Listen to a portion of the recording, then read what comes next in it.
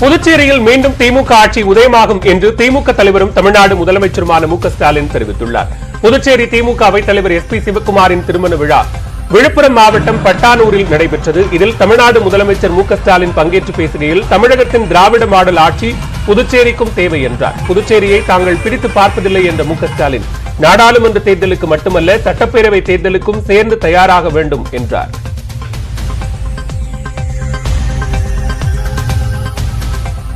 நிச்சயமாக திராவிட முன்னேற்ற கழகத்தினுடைய ஆட்சி மீண்டும் புதுவை மாநிலத்தில் உதயமாகும். அதில் எந்தவித சந்தேகப்பட வேண்டாம்.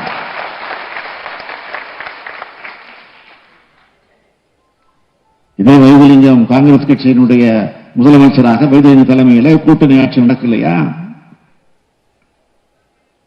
நாராயணசாமி அவர்கள் தலைமையில கூட்டணி ஆட்சி நம்மோடு இணைந்து கூட்டணி ஆட்சி நடத்தலையா?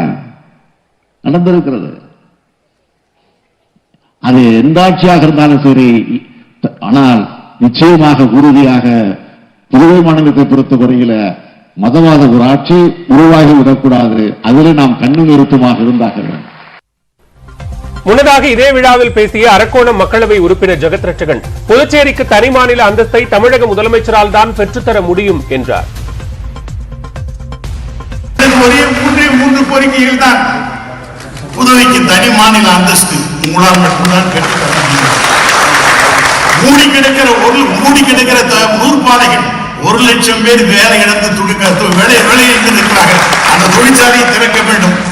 30 தொகுதிகளுக்கும் ராமனுக்கு பாதம் பட்டுத்தான் அங்கே அகலைக்கு சாபம் இருந்தது. உங்கள் பார்வைப்பட்டாலே போதும் 30 தொகுதியிலேயும்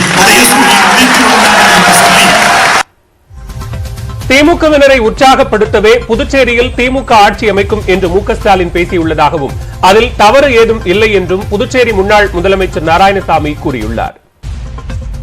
திராவிட முன்னேற்ற கழக தலைவர் திரு ஸ்டாலின் அவர்கள், மரியாதைக்குரிய ஸ்டாலின் அவர்கள்,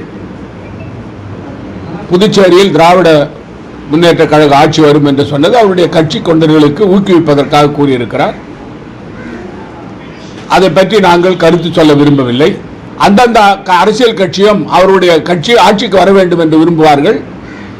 மரியாதைக்குரிய ஸ்டாலின் அவர்கள் சொன்னதில் எந்தவித தவறும் இல்லை. திமுக இளைஞரணி செயலாளர் உதயநிதி ஸ்டாலின் வரும் 14ஆம் தேதி அமைச்சராக பதவியேற்பார் என தகவல் வெளியாகியுள்ளது. கடந்த 2021ஆம் ஆண்டு நடைபெற்ற சட்டப்பேரவை தேர்தலில் சேப்பாக்கம் திருவல்லிக்கேணி தொகுதியிலிருந்து திமுக இளைஞரணி செயலாளர் உதயநிதி ஸ்டாலின் தேர்வு செய்யப்பட்டார். அவருக்கு அமைச்சர் பதவி வழங்க வேண்டும் என்று திமுக அமைச்சர்கள் உள்ளிட்ட மூத்த நிர்வாகிகள் கோரிக்கை விடுத்து வந்தனர். இந்நிலையில் வரும் 14ஆம் தேதி உதயநிதி ஸ்டாலின் அமைச்சராக பொறுப்பேற்பார் என தகவல் வெளியாகியுள்ளது. இதற்கான கடிதம் இன்று ஆளுநர் மாளிகைக்கு அனுப்பி வைக்கப்படும் என தெரிகிறது. உதயநிதி ஸ்டாலினுக்கு இளைஞர் நலன் மற்றும் விளையாட்டுத்துறை வழங்கப்படும் என கூறப்படுகிறது. இதேபோன்று சில அமைச்சர்களின் துறைகளும் மாற்றி அமைக்கப்படுகின்றன. கூட்டுறவுத்துறை அமைச்சராக இருந்த ஐ. பெரியசாமிக்கு ஊரக வளர்ச்சித்துறையும், ஊரக வளர்ச்சித்துறை அமைச்சராக இருந்த கே.ஆர். பெரிய கருப்பனுக்கு கூட்டுறவுத்துறையும் வழங்கப்படும் என்று தெரிகிறது.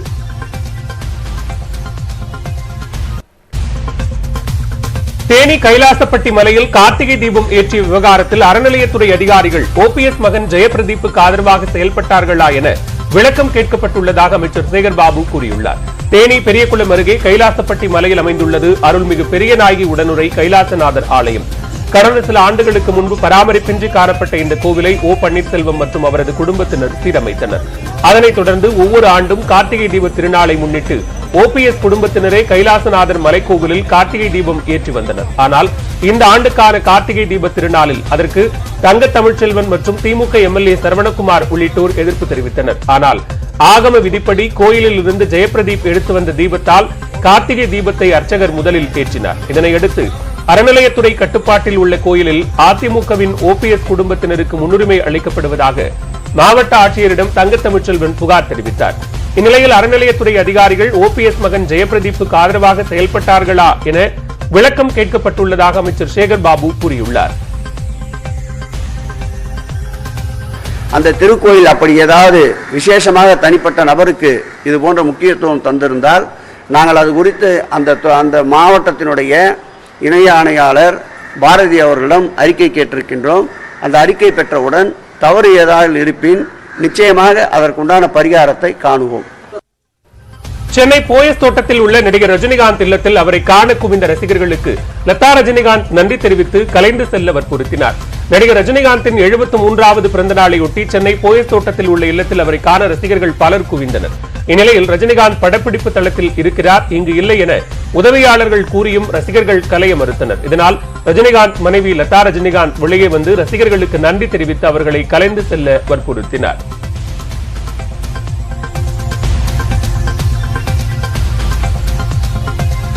ரசிகர்கள் ரொம்ப நாளையில இருந்து மழையில வெயிட் பண்றாங்க, அழுதுட்டு இருக்கு.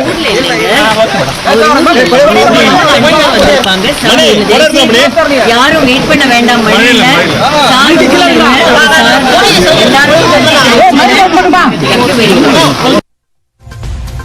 நடிகர் ரஜினிகாந்த் இல்லத்தில் குவிந்த ரசிகர்கள் கேக் வெட்டியும் இனிப்புகள் வழங்கியும் அவரது பிறந்த நாளை கொண்டாடினர். கொட்டும் மழையையும் பொருட்படுத்தாமல் நடிகர் ரஜினிகாந்துக்கு வாழ்த்து கூற அவரது இல்லத்திற்கு முன் காத்திருந்த ரசிகர்கள் ஆர்ப்பரித்து கூச்சலிட்டனர். பின்னர் கேக் வெட்டியும் இனிப்புகள் வழங்கியும் பதாகைகள் ஏந்தியும் ரசிகர்கள் உற்சாகமாக ரஜினிகாந்த் பிறந்த நாளை கொண்டாடினர்.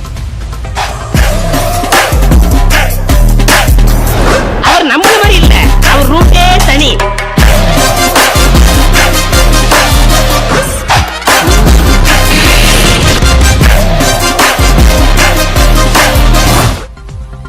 திருவண்ணாமலை மாவட்டம் வந்தவாசி அருகே சாலையில் சென்று கொண்டிருந்த தனியார் பேருந்து பாலத்தில் மோதி திடீரென தீப்பிடித்தது.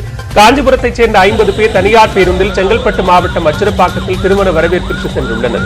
வரவேற்பு முடிந்து பேருந்து திரும்பிக் கொண்டிருந்த போது வந்தவாசி அருகே வீரம்பாக்கம் கூட்டுச்சாலை பகுதியில் பாலத்தின் மீது மோதியது. அப்போது பேருந்தின் முன்சக்கரம் கழன்று ஓடியுள்ளது. பேருந்து சாலையில் தேய்த்துக் கொண்டு சென்றதில் திடீரென தீப்பற்றியுள்ளது. பேருந்தில் இருந்தவர்கள் அலறி அடித்துக் கொண்டே ஜன்னல் கண்ணாடி கதவுகளை உடைத்துக் கொண்டு வெளியே ஓடினர். அதனைத் தொடர்ந்து பேருந்து கொழுந்துவிட்டு எரிந்தது. தகவல் அறிந்து வந்த தீயணைப்புத் துறையினர் 1 மணி நேரம் போராடி தீயை அணைத்தனர். விபத்தில் காயமடைந்த 2 பேர் வந்தவாசி மருத்துவமனையில் அனுமதிக்கப்பட்டுள்ளனர்.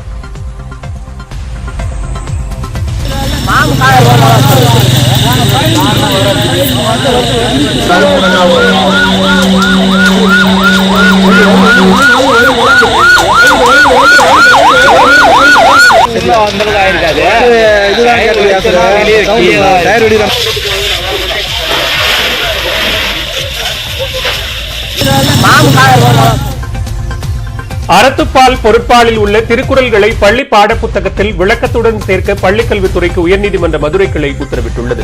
பள்ளி பாடப்புத்தகங்களில் சேர்க்கப்பட்டுள்ள திருக்குறள் தொடர்பாக மதுரையைச் சேர்ந்த ராம்குமார் என்பவர் உயர்நீதிமன்ற மதுரை கிளையில் பொதுநல வழக்கு தொடர்ந்திருந்தார். பாடப்புத்தகங்களில் சேர்க்கப்பட்டுள்ள திருக்குறளில் உள்ள அறத்துப்பால் பொருட்பால் குறள்கள் உரிய விளக்கமில்லாமல் சேர்க்கப்பட்டிருப்பதாகவும் அதிலிருந்து வினாக்களும் கேட்கப்படுவதில்லை என்றும் மனுவில் குறிப்பிடப்பட்டிருந்தது.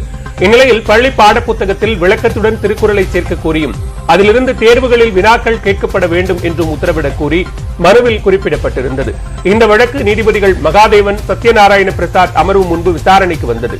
மனுதாரரின் வாதத்தை கேட்ட நீதிபதிகள் பள்ளி பாடப்புத்தகத்தில் உள்ள திருக்குறள்களை விளக்கத்துடன் சேர்க்க பள்ளிக்கல்வித்துறைக்கு உத்தரவிட்டனர். மேலும் அறத்துப்பால் பொருட்பாலில் உள்ள 1080 குறள்களும் உரிய விளக்கத்துடன் சேர்க்கப்பட வேண்டும் என்று உத்தரவிட்டனர். மேலும் 6 முதல் 12ஆம் வகுப்பு வரை உள்ள பாடப்புத்தகத்தில் 3 மாதங்களில் விளக்கம் சேர்க்கப்பட்டு வரும் 2023-2024 கல்வியாண்டில் அது நடைமுறைப்படுத்தப்பட வேண்டும் என்றும் அதிலிருந்து தேர்வுகளில் வினாக்கள் கேட்கப்பட வேண்டும் என்றும் பள்ளிக்கல்வித்துறைக்கு உயர்நீதிமன்ற மதுரை கிளை உத்தரவிட்டுள்ளது.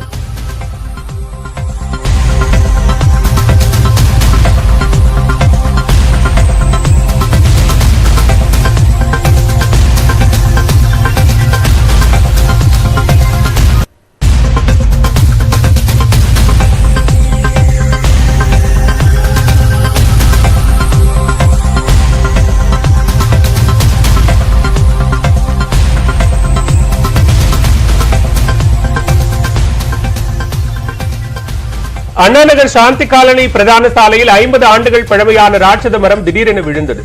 அந்த காட்சிகளை தற்போது பார்க்கலாம்.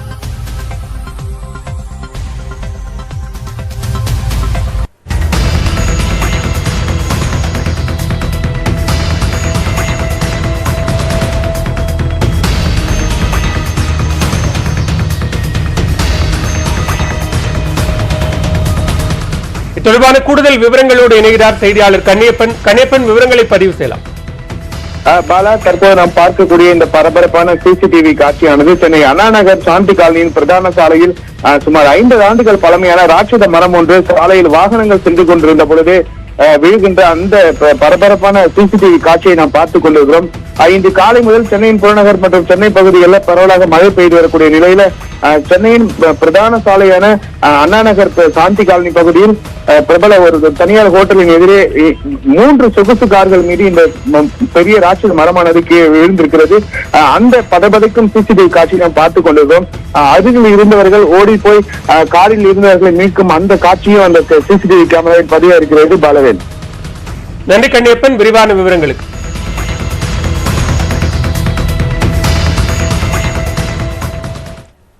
மேலும் பல்வேறு அண்மை செய்திகளுக்கு தொடர்ந்து இணைந்திருங்கள். இது நியூஸ் 18 தமிழ்நாடு.